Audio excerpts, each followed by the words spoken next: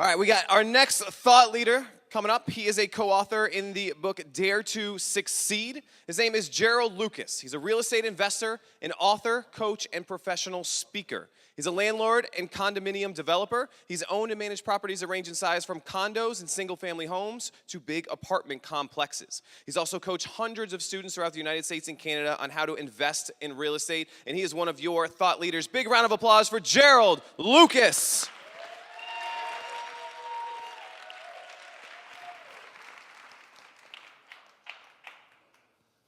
All right, all you best-selling authors, give yourselves a round of applause. Come on, I want to hear it.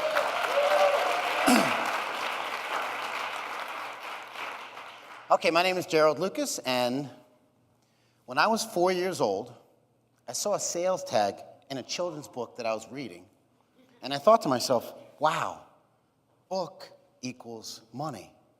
So I got a stack of white paper, a stapler, a marker, and a box of Crayola crayons, and I painstakingly copied the entire book, page by page, words and pictures, and then went door to door in my neighborhood trying to sell my book to our neighbors. Now, I knocked on a lot of doors in my neighborhood, much to the chagrin of my parents, I'm sure. But as persistent as I wasn't able to make a sale. That, in fact, was my first failed business venture. A few years later, I started a landscaping company that I ran until I graduated from high school. I can remember coming home after a long day working in the hot sun, exhausted, dehydrated, and covered from head to toe in grass, leaves, and twigs. I used to put the money that I made into an empty fishbowl until one of my parents could take me to the bank to deposit in my savings account. I used to start every job by trimming around the bushes and the shrubs and the hedges and the perimeter of the lawn. Then I'd cut the rest of the lawn in straight diagonal lines. Over the 7 years that I landscaped, I began to appreciate the advantages of working with passion. I was passionate about doing the best job possible, and it showed. My customers tipped me on a regular basis, and they recommended me to other homeowners in the area. I liked the fact that my customers trusted me, often paying me before I finished, or sometimes paying me in advance when they went away on vacation. How many of you saw me in the video playing the violin? Raise your hand. How many of you ever heard a beginner trying to play the violin? Well, in case you haven't, a beginner playing the violin sounds like a bird getting mauled by a cat. You know what it sounded like the first time I played the violin? It sounded like a bird getting mauled by a cat.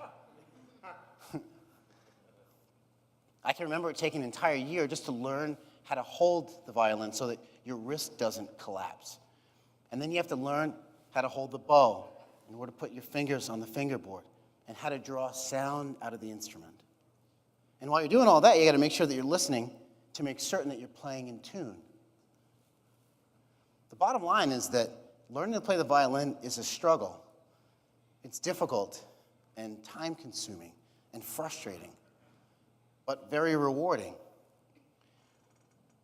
And although there's a lot of technique involved, it's only through passion and perseverance that you can learn to play the violin or accomplish anything that's challenging.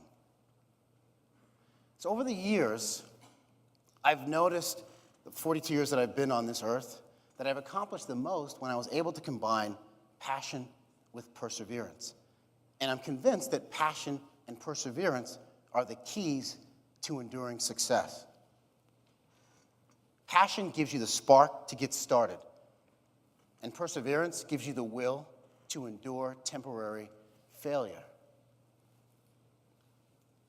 So what is passion? Passion is a powerful and compelling feeling or emotion.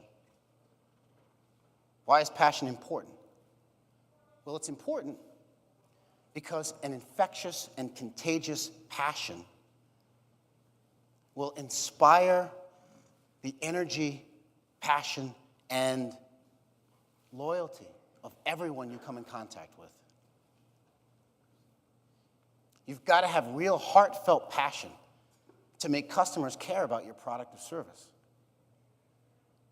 A product or service stands no chance without passionate and motivated individuals behind it. So where does passion come from? Does passion come in a bottle?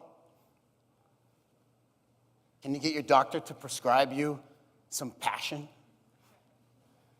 I see commercials on television all the time for medications that seem to promise passion.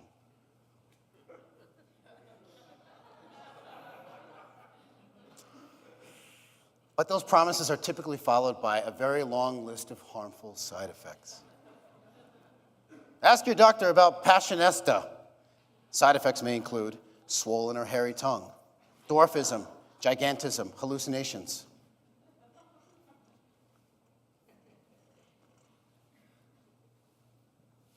Shingles, fainting, coma, and decreased testicle size. Ugh. That one really scares me, by the way. No, passion does not come from a bottle. But what if you're not sure what your passion is? That's precisely where I was for years after finishing college, wandering aimlessly from one unfulfilling job to another. As both Nelson Mandela and Warren Buffett underscore, living a life without passion is not a recipe for success. Dale Carnegie reminds us and asks us this question. If you're satisfied with the results that you're getting, then why change? But if you're not satisfied, then why not experiment? So yes, you can find your passion by trying new things and by asking questions. Questions like, what do you want? What do you care about? Who do you care about? And what do you believe? A strong belief in something is one of the basic foundations for passion. But without belief, it's difficult to make a commitment. The virtues of living with passion are priceless. Happiness, personal fulfillment. The things that you like, that you believe in, that you care about, are what's going to motivate you to do your best today. And perseverance is what's going to motivate you to do your best tomorrow, next week, next month, and next year. So what is perseverance? Perseverance is the virtue we use to keep striving to achieve our goals. Perseverance is the act of persisting to do something in spite of obstacles, challenges, and disappointments. Perseverance enables us to improve our capabilities, achieve our goals, and build our confidence. Perseverance is the one quality that'll help you achieve anything and everything that you want. Perseverance is first and foremost belief.